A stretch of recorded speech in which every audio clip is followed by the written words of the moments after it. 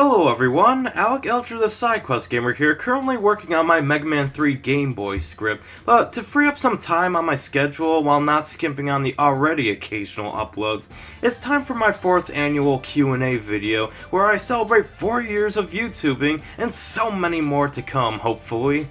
This time, I decided to make it a little more personal, and have it be like video questions only, instead of just, screen capping the text and then just like cropping it later. It's a lot easier this way. And as a result, there is a substantial decrease in entries this year, but that's alright. Some of us are camera shy, and there's always next year. So without further ado, let's take a look at these questions, shall we? The first question comes from my good friend Cameron Douglas.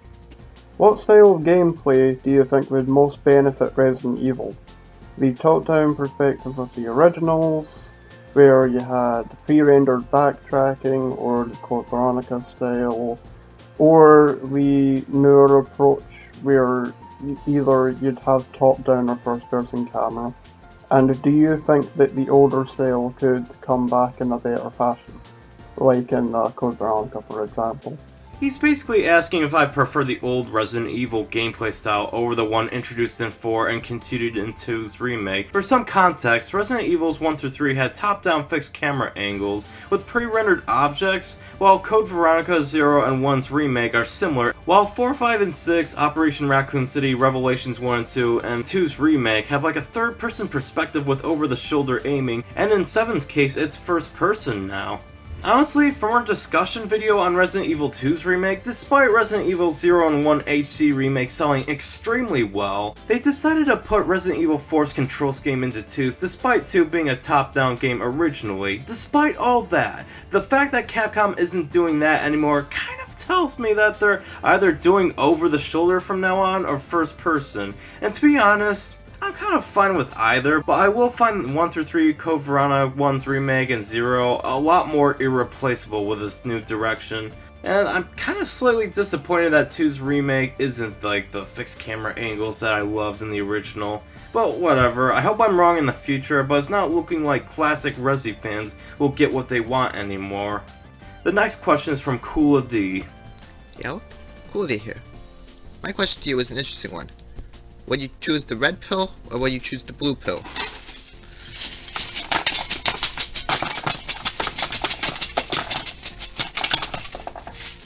This is a reference to the Matrix film, where the blue pill allows you to live in a pleasant fantasy for the rest of your life, or the red pill, which will wake you up and find out about how life is just nothing more than a virtual reality simulation created by the opposing machines using the unconscious humans as batteries.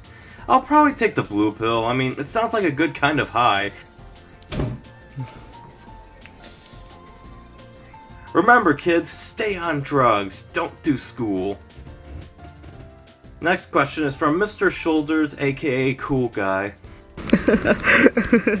Wait, I have a question. What is your plan on trying to skip the Yetis?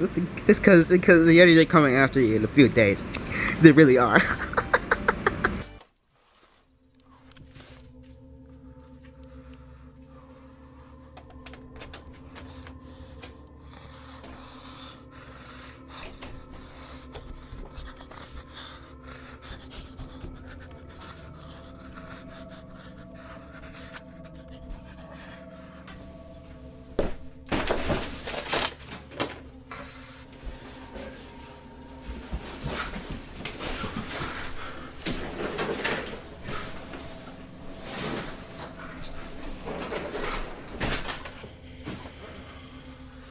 Next question is from Innocent Christoph Gavin. Hey Alec, what are your thoughts on the original Xbox? Well, to be honest, I never had the original Xbox, but I'm thinking about getting one just because when it comes to recording purposes, it's said to have the best video output for third-party games. Some games even have HDMI support, and really, the Xbox is an impressive piece of technology, even though the design I heard was a bit faulty. Like some people reported that they had trouble opening their disc tray after a while, and it's also quite bulky from when I saw it in a used game store, and it just makes me think, where the hell do I put a machine like that in my room? But I've also missed out on some damn good exclusives. Like, I did play the first 2 Halo games on my 360, but I missed out on games like Jet Set Radio Future, which still hasn't been re-released even though us Jet Set Radio fans desperately want it on Steam. I'm also really curious as to how good Conquer Live and Reloaded is. I mean, I don't really care about the censorship, because if it controls better than the Nintendo 64 version, I'll personally take it. Although, I'm still not sure how I'd like the Xbox Duke controller, since I heard some people call it one of the worst controllers out there due to its bulky nature. But, you know what, I'm kind of interested in collecting for the console someday, but I wouldn't hold my breath. The next question is from Lucas Phoenix. What are your opinions of upcoming games such as Red Dead Redemption 2, Underworld Ascendant, or Spider-Man even? And if you don't have opinions on those, what games do you have opinions on? Well, I'll be honest, I've not really seen any videos on Red Dead Redemption 2, but it sounds cool conceptually. I honestly haven't played the first one, even though I was so close to owning it at one point. But as for Spider-Man PS4, I want that game so bad. It has one of my favorite new Spider-Man villains, Mr. Negative, who is like a Jekyll Hyde personality with his dark form being practically brutal, even to his inner demon henchmen, but he as well as his henchmen are practically invincible thanks to the dark energy. I like it when other media represents newer comic book villains that deserve some spotlight. Like, when it comes to Spider-Man games, I'm so sick of the usual setup with Doc Ock, Green Goblin, Electro, Scorpion, Venom, Vulture, and Carnage. Like, it gets really old after a while, and I know, like, almost all of those people are in, like, the new Spider-Man game, but it's still cool seeing someone like Mr. Negative have a more prominent role in the game. And it's like, you want someone new, and while we do have the usual setup, we actually have someone who is more recent. I mean, he did first appear in Amazing Spider-Man number 546, which was back in 2008, but still, it's very recent compared to most of the Sinister Six who appeared in the 1960s run, back when Steve Ditko was the artist of Spider-Man comics.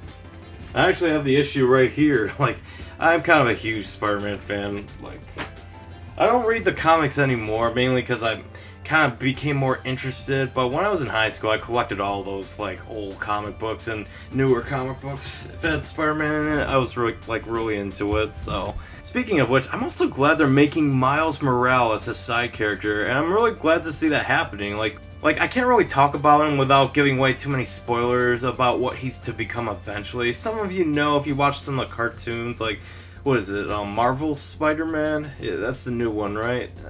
It's like, anyways, it's cool that he's in the game.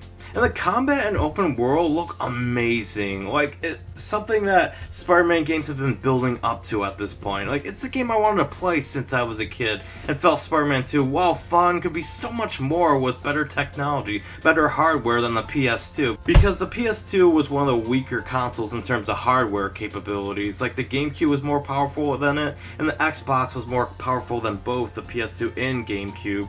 But the PS2, from my understanding, was more powerful than the Dreamcast. I could be wrong. Maybe some hardware analysts would beg to disagree, but yeah. And the story presentations from the cutscenes I saw kind of reminds me of the Sam Raimi film, from the soundtrack to how Peter Parker interacts with his friends and colleagues. So yeah, Spider-Man PS4 looks freaking good. And while I won't play it anytime soon because I don't want to buy consoles for just a few games, it looks like it's shaping up to be one of the big reasons to own a PS4. It's basically the PS4's Breath of the Wild. Here's one from my good friend Kevin, aka KWK Box. Hey Alec, it's Kevin from KWK Box. Congratulations on the 2,000 subs and the anniversary. You and me both have come a long way since the Wire Jackal days. If you were on a deserted island and you could only play one system the rest of your life, but have the full library of that system while you're on there, what system would you choose and why?